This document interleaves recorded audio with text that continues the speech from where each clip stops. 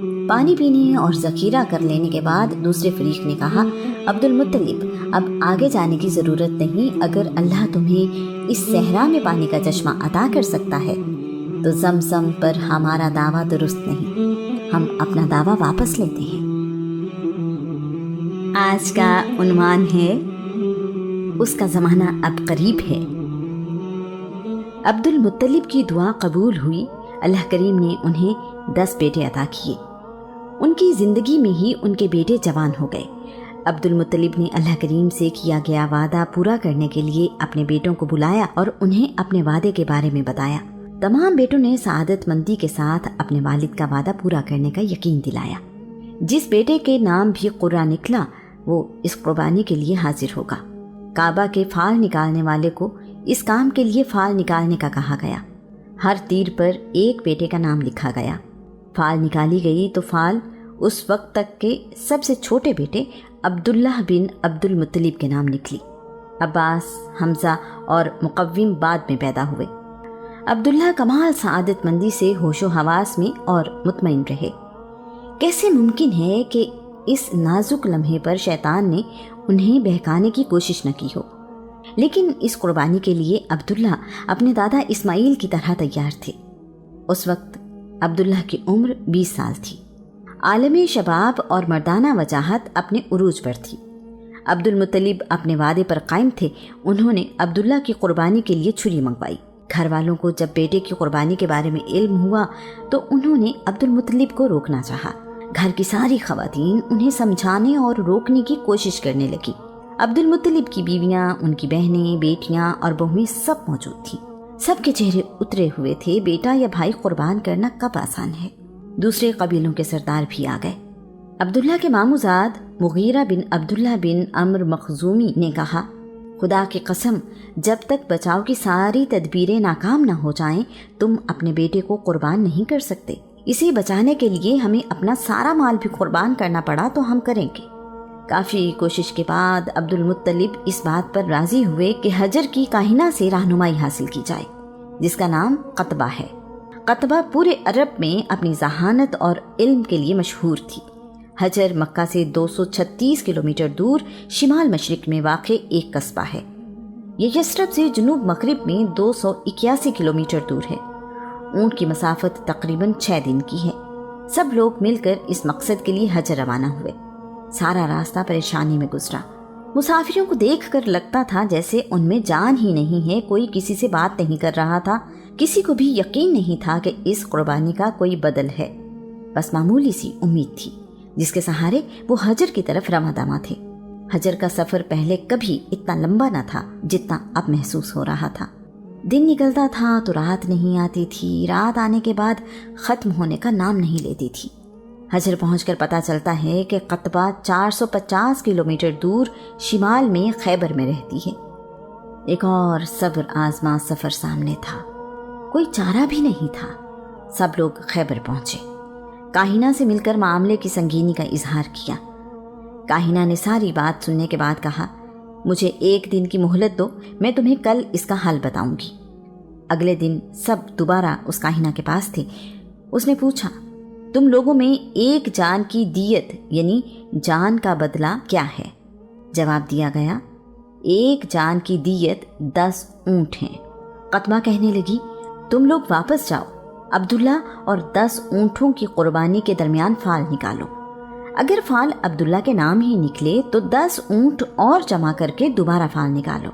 ایسا اس وقت تک کرتے رہنا جب تک فال اونٹوں کے نام نہ نکلے۔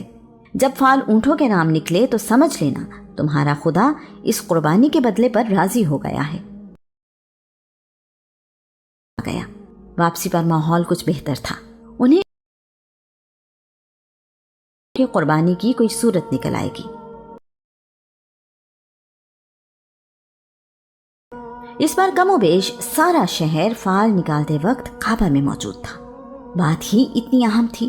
قریش کا سردار اپنے بیٹے کی قربانی کرنے کو تیار تھا۔ اب فال عبداللہ اور 10 اونٹوں کے درمیان نکالی گئی۔ یہ کیا؟ فال ایک دفعہ پھر عبداللہ کے نام نکلی۔ اب اونٹوں کی تعداد 20 کر دی گئی۔ فال اب بھی اونٹوں کی بجائے عبداللہ کے نام نکلی۔ ہر بار 10 اونٹ بڑھائے جاتے تھے۔ اب اونٹوں کی تعداد 100 ہو گئی، یعنی 10 جانوں کے برابر دیت ایک جان کے لیے۔ 100 اونٹ اور عبداللہ کے درمیان فال نکالی گئی۔ فال اب عبداللہ کی بجائے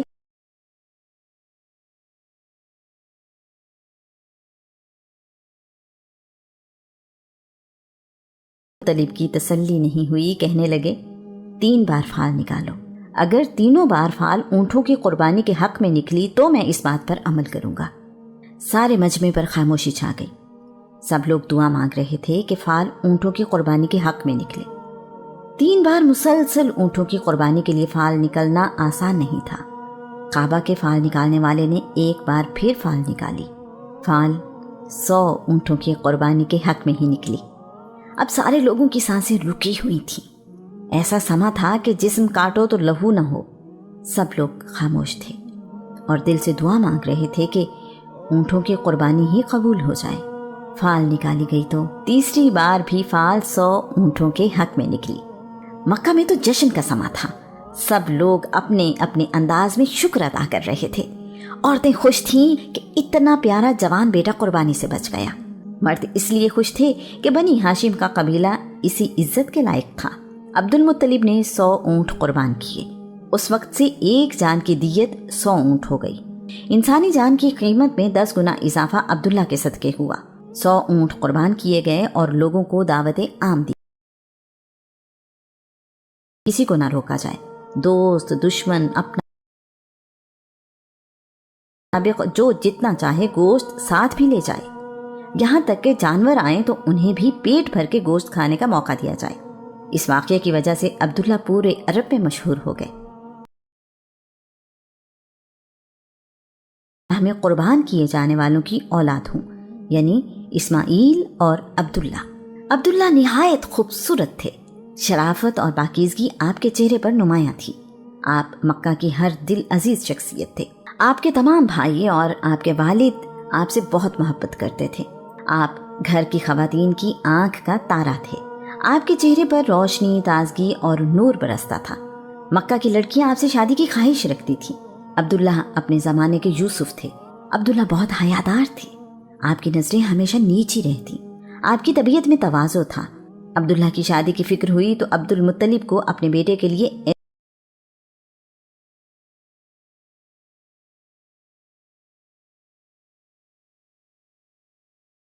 ملکوں میں جایا کرتے تھے۔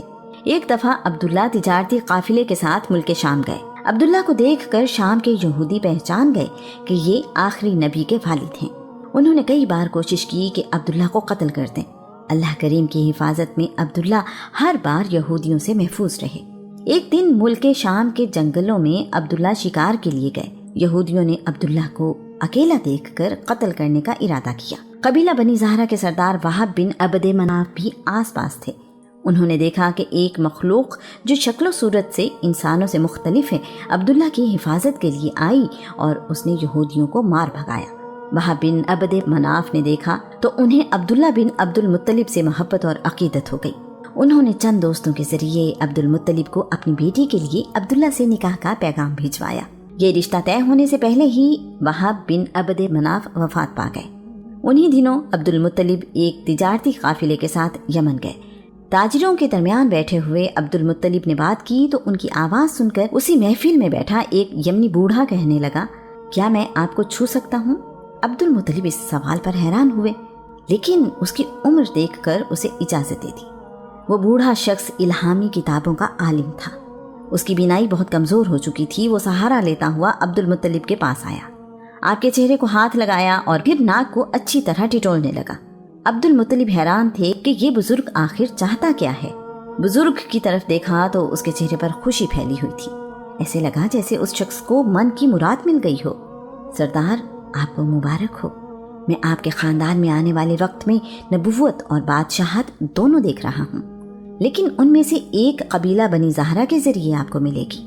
عبد المطلب ان دنوں عبداللہ کا گھر بسانے کی تیاریوں میں تھے۔ یمن سے واپس آئے تو اسی مقصد سے یثرب جانے کا ارادہ کیا۔ بنی زہرہ قصی کے بڑے بھائی زہرہ کی اولاد ہیں۔ قبیلہ ہم پلہ بھی تھا اور ان کی خواہش بھی عبد المطلب تک پہنچ چکی تھی۔ سیدہ آمینہ اپنی والدہ سے اکیلی اولاد تھیں۔ وہب بن عبد مناف کی وفات کے بعد ان کے بھائی وہیب بن عبد مناف سے ملاقات ہوئی۔ وہیب کی اپنی بیٹی حالہ بھی شادی کی عمر کو پہنچ چکی تھی۔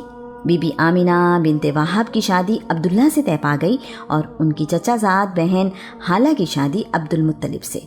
عرب کی تہذیب میں یہ بیان کیا جا چکا ہے کہ عرب میں زیادہ شادیاں عام تھیں۔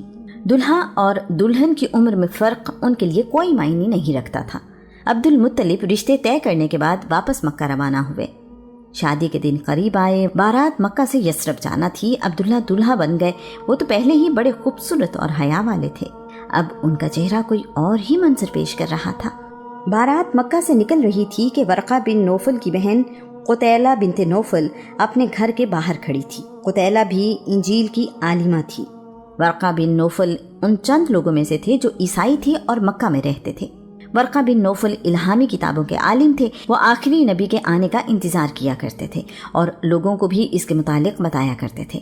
قتیلہ نے ان سے سن رکھا تھا کہ آخری نبی کا زمانہ بہت قریب ہے۔ اس نے عبداللہ کو اپنی طرف بلایا اور کہا، تم مجھ سے شادی کر لو، میں اتنے ہی اونٹ قربان کروں گی جتنے اونٹ عبد المطلب نے تمہارے لیے قربان کیے تھے۔ عبداللہ نے اس سے کہا، میرے والد یہ فیصلہ کر چکے ہیں اور میں شادی کے لیے ہی یثرب جا رہا ہوں۔ یثرب پہنچ کر عبد المطلب کا نکاح بی بی حالہ سے اور عبداللہ کا نکاح بی بی آمینہ سے کر دیا گیا۔ عبداللہ کی شادی 570 عیسوی میں ہوئی۔ اس زمانے اور خاندان کی روایت کے مطابق وہ 3 دن اپنے سسرال یثرب میں ہی رکے۔ اس کے بعد دونوں اپنی اپنی دلہن کے ساتھ مکہ آ گئے۔ اب یہ گھر خوشیاں دیکھ بھی رہا تھا اور بانٹ بھی رہا تھا۔ شادی کے کچھ عرصے بعد عبداللہ کی دوبارہ قتیلہ بنت نوفل سے ملاقات ہوئی۔ عبداللہ نے قتیلہ کو شادی کی پیشکش کی۔ قتیلہ نے انکار کر دیا۔ عبداللہ کے لیے یہ جواب حیرانی کا باعث تھا۔ وجہ پوچھی تو قتیلہ نے کہا، جس دن میں نے تمہیں شادی کی درخواست کی تھی اس دن تمہارے ماتھے پر چمک، چہرے پر نور اور کشش تھی جو اب باقی نہیں ہے۔ میری ساری خواہش اس خوش نصیبی کے لیے تھی۔ ابھی شادی کو کچھ ہی عرصہ گزرا تھا کہ عبداللہ تجارتی سفر پر فلسطین چلے گئے۔ عبداللہ ملک شام سے واپسی پر بصرہ سے دومت الجندل تیمہ اور خیبر سے ہوتے ہوئے یثرب پہنچے۔ وہاں پر عبداللہ بیمار ہو گئے۔ آپ اپنی دادی سلمہ بنت عمر کے خاندان بنی نجار کے پاس علاج اور آرام کے لیے رک گئے۔ باقی قافلہ مکہ لوٹ آیا۔ قافلے والوں نے عبد المطلب کو عبداللہ کی بیماری کے متعلق بتایا۔ عبد المطلب نے اپنے بڑے بیٹے حارث کو یثرب بھیجا کہ وہ اپنے چھوٹے بھائی کو مکہ لے آئیں۔ یثرب پہنچ کر انہیں پتہ چلا کہ عبداللہ اس جہان فانی سے کوچ کر چکے ہیں۔ عبداللہ کو نابغہ کے گھر میں دفن کر دیا گیا۔ نابغہ بنی عدی بن نجار کے فرد تھے۔ عبداللہ نے 25 سال کی عمر میں وفات پائی۔ یہ خبر بی بی آمنہ کے لیے قیامت سے کم نہ تھی۔ ابھی تو ان کی شادی کو چند مہینے ہی گزرے تھے۔ ابھی تو ان کے لیے زندگی شروع ہوئی تھی۔ انہوں نے کتنے خواب دیکھے تھے۔ قدرت کو کچھ اور ہی منظور تھا۔